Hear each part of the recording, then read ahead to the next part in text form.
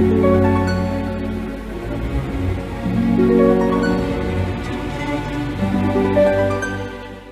Leo, saya dengan Madam Aza. Kita bacakan sekarang kartu tarotnya. Yang pertama adalah karir, bisnis, dan juga peruntungan untuk Leo.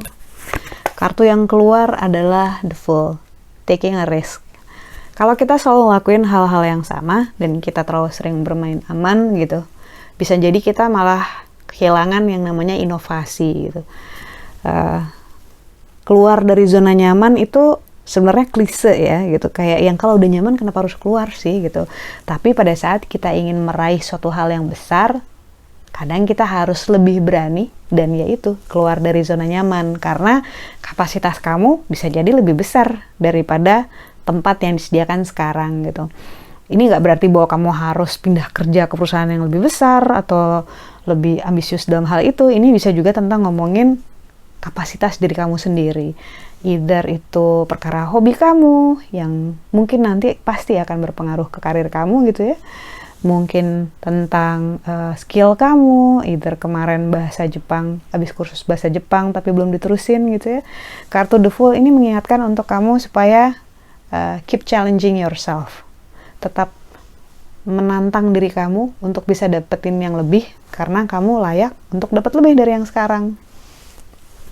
Lalu untuk percintaan Leo, kartu yang keluar adalah The Devil. Ini menunjukkan adanya energi negatif. Jadi kalau misalnya kamu udah punya feeling ada suatu hal yang buruk terjadi atau akan terjadi, atau aduh nggak enak nih orang ini gitu, maksudnya apa ya kira-kira, saran yang diberikan adalah percaya saja dengan insting tersebut gitu. Tapi kalau udah percaya sama instingnya nggak berarti kita harus reaktif kan, nggak, kita merespon dengan baik, karena bereaksi dengan merespon itu beda gitu ya.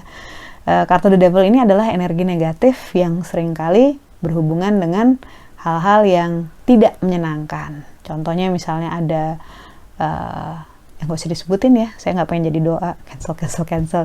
Intinya adalah, ini adalah warning card. Jadi kalau misalnya kamu udah ngerasa ini kayaknya bakal berantem deh kalau saya terusin gitu obrolannya atau bahasannya, terus nggak pengen berantem, ya udah bagus gitu, istirahatin aja dulu sampai sama-sama calm down. Atau misalnya lagi deket sama orang, sama calon gebetan, terus ternyata dia kok kayaknya agak troubled ya gitu, ngomongnya kasar, terus suka bohong, terus pinjam duit terus. Nah, ini udah keluar kartu The Devil, warning card, ya udah gitu, hati-hati aja ya. Lalu untuk kartu nasihatnya, kartu yang keluar adalah Wheel of Fortune. Ini menunjukkan adanya situasi yang berubah, di mana roda ini tandanya yang di atas akan turun ke bawah, yang di bawah akan naik ke atas, yang samping-samping ini juga bisa berputar, bertukar posisi gitu. Nasihat yang diberikan adalah kita nggak bisa maksain dunia agar terus sesuai dengan ritme kita, dengan keinginan kita. Tapi sebenarnya kita bisa bikin, kalau kata orang tuh kan law of attraction ya. Kalau saya sering menganggap itu bahwa saya menciptakan tanda kutip semesta saya sendiri. Saya menciptakan lingkungan ideal saya sendiri di kepala, di hati. Itu sebenarnya pada saat saya memikirkan, saya menciptakan, saya sedang mendoakan. Dan pada saat saya memikirkan, saya merasakan, saya mendoakan, saya juga akan mengupayakan. Tentu saja kan, nggak cuma ngayal gitu loh. Tapi tentu saja ada investasi energi. Bahkan menghayal pun ada investasi energinya, merencanakan pun itu ada energi yang keluarnya, apalagi kalau bagusnya disertai dengan upaya gitu ya. Jadi kartu nasihat yang diberikan dengan Wheel of Fortune, walaupun situasi lingkungan belum tentu sesuai dengan keinginan kita, belum tentu sesuai dengan ritme ataupun pace kita, pada saat kita sudah tahu apa yang kita inginkan, kita bisa tanda kutip menciptakan semesta ataupun reality yang kita inginkan sendiri sebagai sebuah doa yang kita tarik. Dalam arti si rodanya bisa kita putar sesuai dengan keinginan kita, dengan ritme kita, dengan realita yang kita inginkan.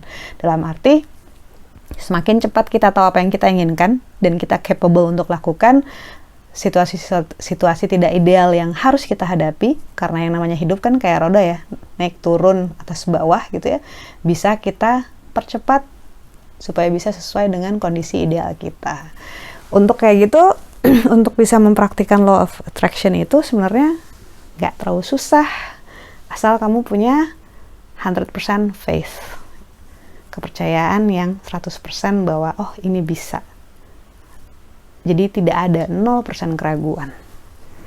Sekian bacaannya, semoga bermanfaat. Kita doakan yang terbaik saja untukmu. Semoga sehat selalu, panjang umur, kaya raya, bahagia, berkelimpahan segala hal yang baik dari Tuhan Yang Maha Esa. Terima kasih. Bantu saya dengan cara klik like-nya, subscribe, share, dan juga komen.